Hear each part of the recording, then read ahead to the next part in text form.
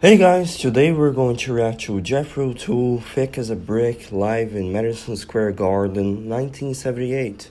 The original video will be in the description down below, and this is 12 minutes long, so it's going to be a long ride, but I'm sure we're gonna enjoy every bit of it, because this is prog rock, and this is really good, probably. I heard about this song quite a few times before, and this was recommended to the channel, so comment down below the future or the next reaction to Jethro Tull as well. And we're gonna check this one out. I know that the lyrics are very long because I try to search for it, see how the lyrics are and stuff, and it's like a full book pretty much.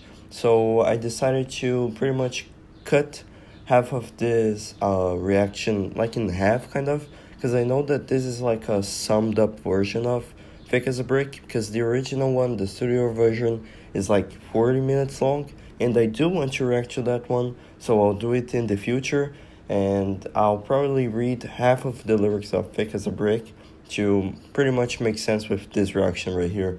And then when we do the 40-minute long version, I'm gonna read through all of it, and yeah, that's pretty much how we're gonna do this. So let's play. 3, 2, 1, play.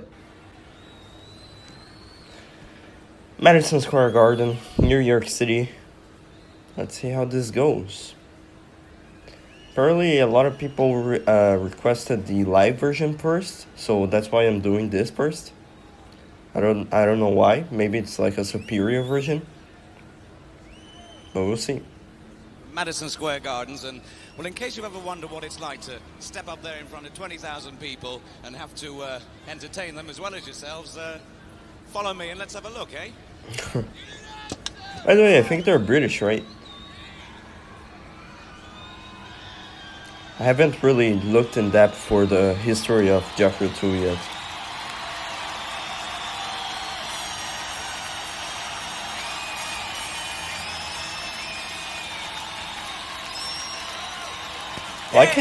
I like his sense of style in clothes, man.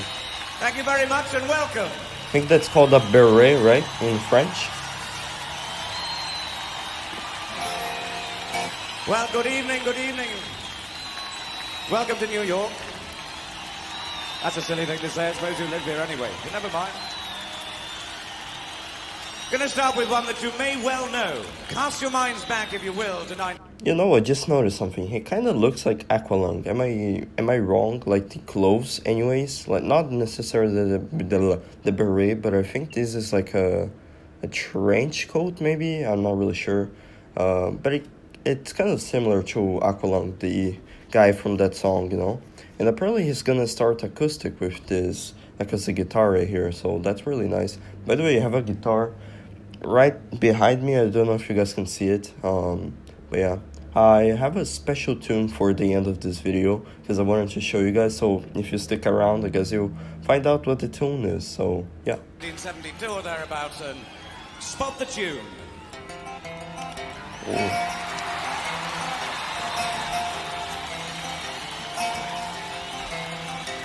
Sounds like a folky. Really don't mind if you sit this one out. Some percussion. Oh. I may make you feel, but I can't make you think. Your sperm's in the cotton, your love's in the singing.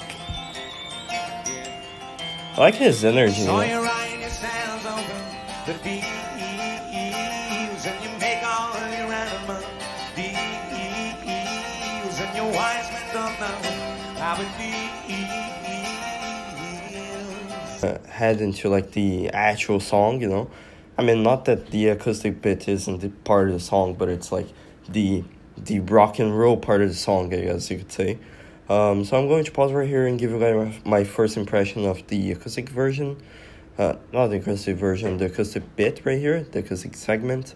I like how, you know, chill and laid back and full of energy he is. Like, it's not like he's just singing word for word, really just without any energy. He was really like incorporated in his character, or maybe it's not a character, maybe it's part of his charisma, you know, maybe it's part of his personality.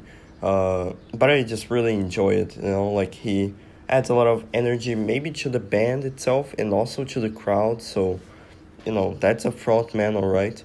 And he also knows how to play acoustic guitar really well, especially considering the fact that he's singing at the same time and really having fun with it, you know. It's not like he's focused on the guitar and going crazy over the chords or anything like that. So it's pretty good, yeah. And also like the drums, like the bass, and how like even though the acoustic guitar isn't that loud and it isn't going to overpower all of the other instruments, I like how they keep the other instruments in like a low frequency so the acoustic guitar can shine a little bit more.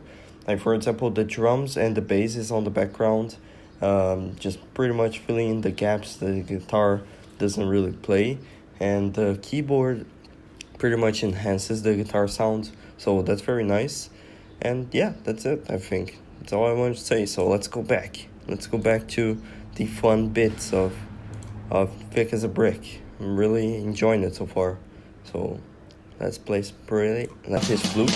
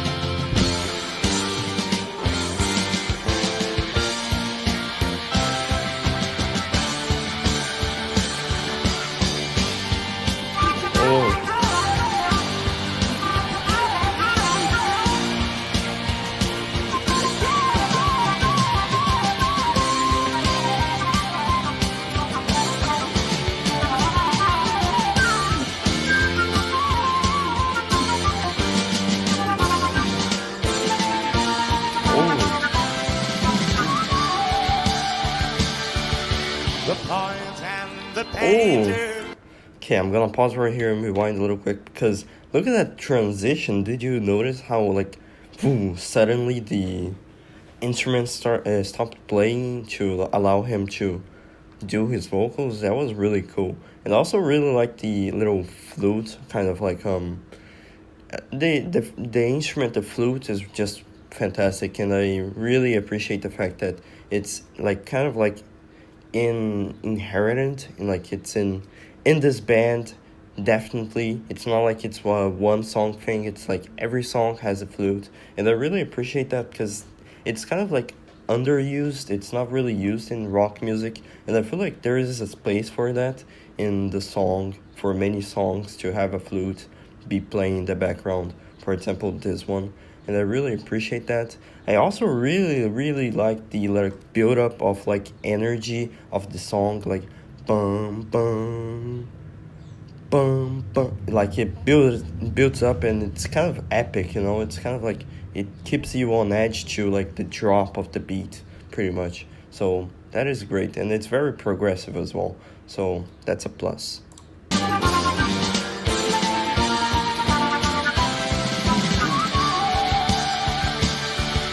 The poet and the painter casting shadows on the water as the sun blazed on the infantry returning from the sea.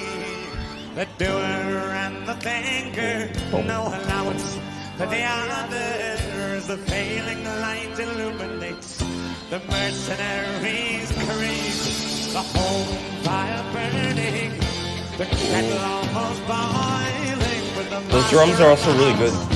Is far away, and the horse is stamping, their warm rams clouding. Okay, I'm gonna rewind again because that was just a really good like keyboard. I think that was the keyboard.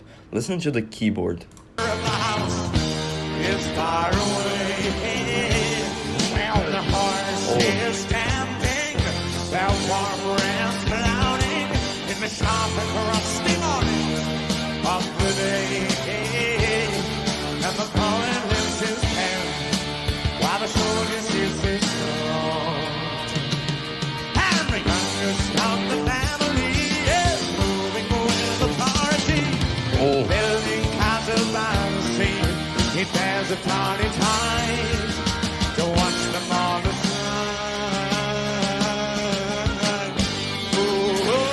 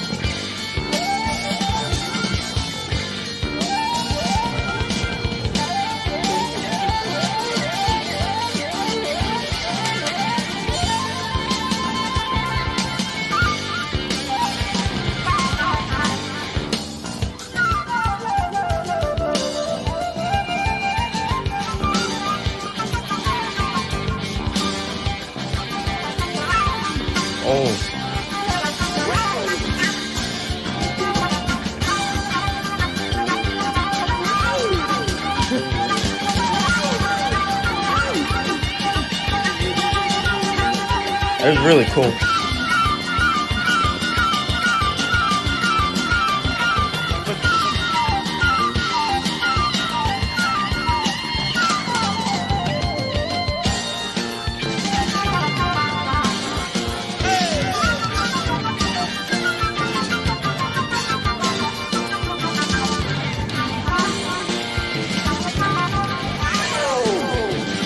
Oh.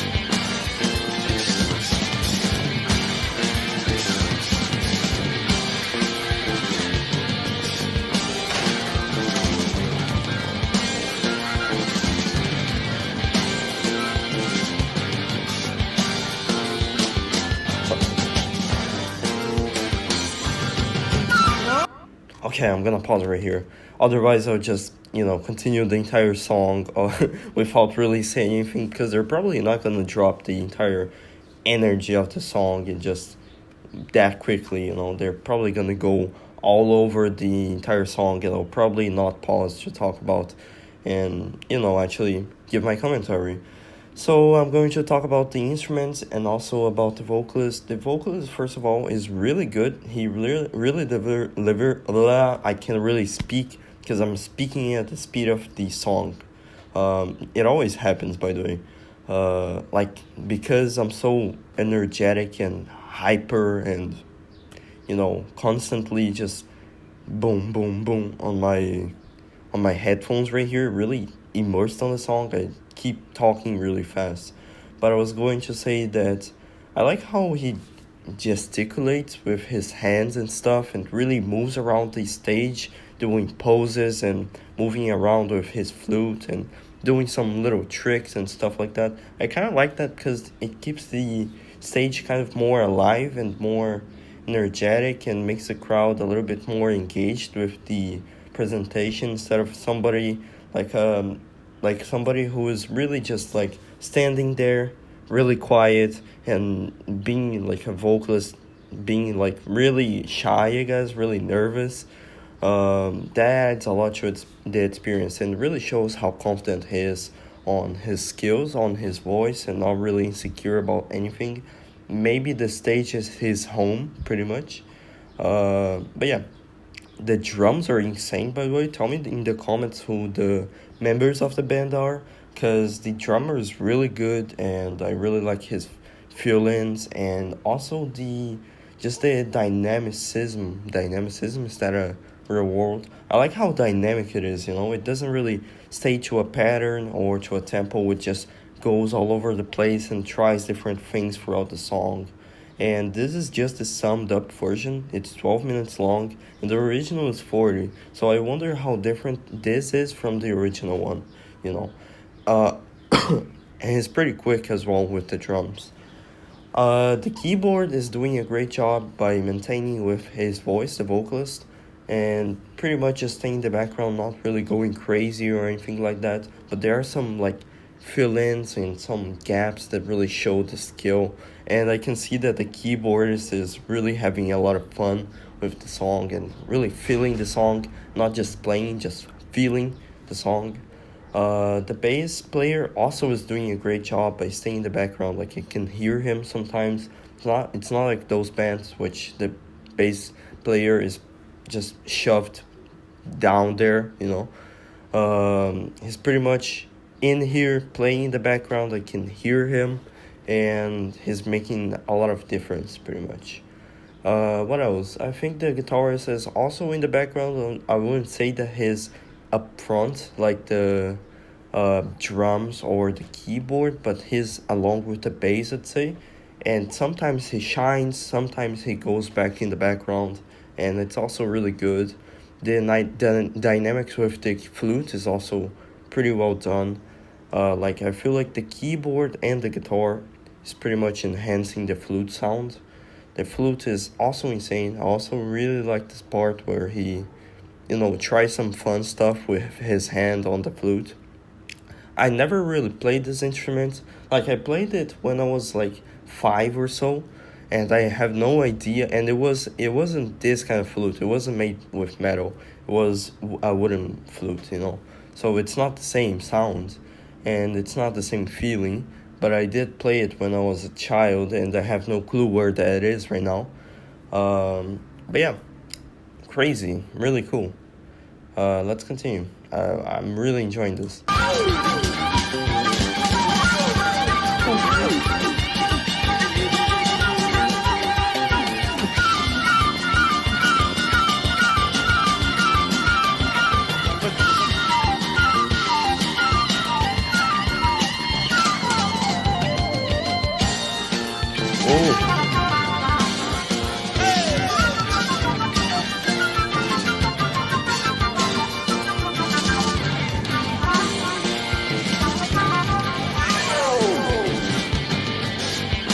That was really cool.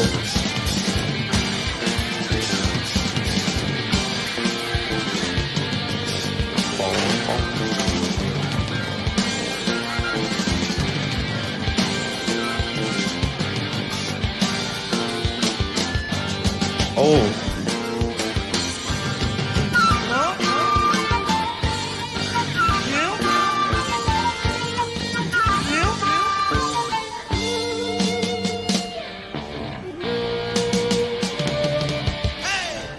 Back to the original chords, I guess.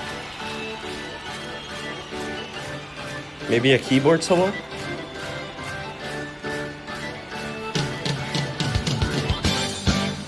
Now that's the face of a man who is really enjoying his keyboard.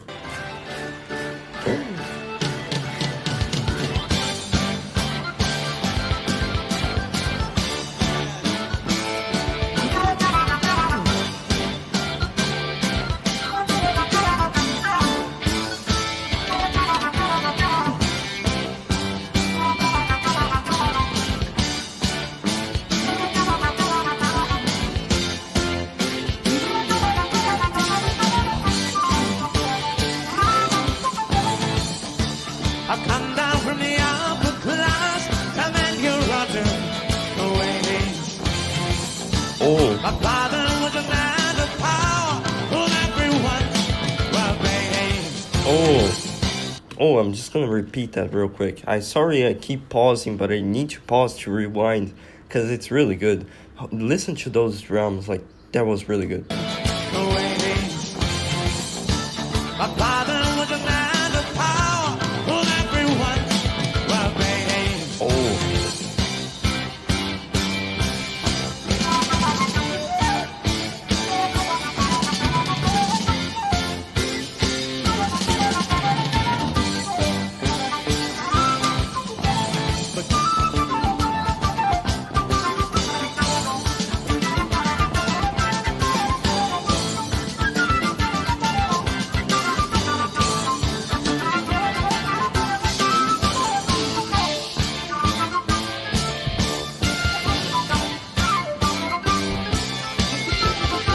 Hear a little bit more of the keyboard.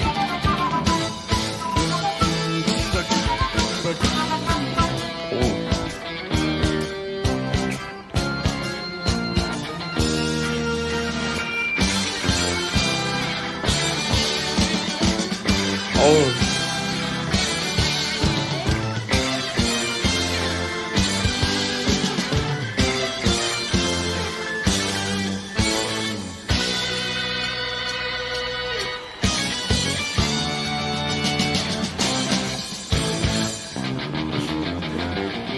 For a second, I thought his flute was just gonna fall on the ground.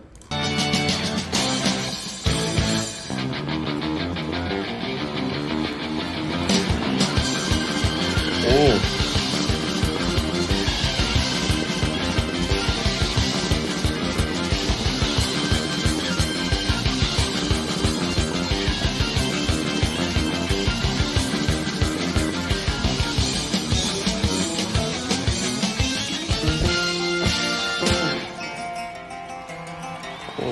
That was a cool transition. It felt like... Saw you riding your sails over the fields,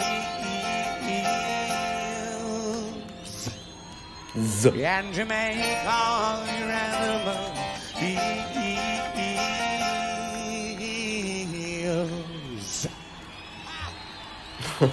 And your wise men don't know how it feels. Yes. Oh, to be thick as a brick. Thank you. I don't really think the crowd said brick. I think they just went woo. But yeah, I really enjoyed that. That was really good. Probably one of the best reactions on the channel. Maybe the best reaction off the channel would probably be First or Fifth, because I really like that song. I also really liked Emerson, Lake and Palmer. I've been listening to them like off camera, so that like when I listen off camera, it probably means that it is, you know, a band that I really enjoyed. For example, I've been listening to Emerson, Lake and Palmer, Genesis, not really much of Yes, because it's I don't know, it's gotta, you know, gotta integrate into my system a little bit more. But I really like Close to the Edge by Yes. So yeah. So yes. This was a really good reaction. Really enjoyed this one. So now we're gonna analyze the lyrics. Another thing that I really enjoyed is the poses that he does with the flute. I wonder how intense and kind of like how much air you have to grasp to do this, to play the flute in this position, because I feel like you would have to move around a little bit more to really get a lot of air into the flute. Maybe I'm wrong, I never played it, so you guys can tell me in the comments if so or if not. But yeah, let's look at the lyrics to see what he's talking about, I guess. Okay, so I read a little bit of Thick as a Brick live at Madison Square Garden, and I've got some idea of what it is about, but I know that this isn't the full song or isn't the full lyrics, so we're probably gonna do the full song and the full lyrics in the studio version in the future. We'll see when that happens, but apparently it's talking about a little bit about mortality, a bit about youth, a little bit about ignorance, about humanity, I'd say. So let's start from the beginning. Really don't mind if you sit this one out. My words but a whisper, your deafness a shout. I may make you feel, but I can't make you think. Your sperm's in the gutter, your love's in the sink. Which is a really good, you know, verse right here. I really like that. It rhymes, it's perfect, and it's great. So I feel like this is talking to the listener, like us, the listener, who's listening to the song, maybe talking about how a song can be totally, like the lyrics can be totally ignored by the listener, and pretty much the musician can make you feel things. So pretty much the song itself, the music, can make you move, can make you feel better, can make you feel happy, can make you feel sad, yada, but can't make you think because you're not listening to the lyrics. Can't make you think about the philosophy of the in-depth analysis of the song, which are doing right now. So that's pretty cool. So you ride yourselves over the fields and make all your animal deals, and your wise men don't know how it feels to be thick as a brick. So I feel like this is not only like a meta language, like meta message, like it's not only talking to the listener, but it's also talking to like a character inside of the play, inside of the story, of the narrative. So you ride yourselves over the fields and make all your animal deals, maybe talking about how humanity will take everything for granted and pretty much destroy everything that is in front of them just for the short term like gain from it. So for example, they can literally just walk around, kill a bunch of animals, sell them, and then don't realize that those animals won't be bred anymore. So, there are no animals anymore, so they lose in the end. But in the short term, it's a good deal. So, yeah. And your wise man don't know how it feels to be thick as a brick. It makes me think of the leaders of like a village, of a city, or I don't know, somebody who is the leader of a civilization pretty much.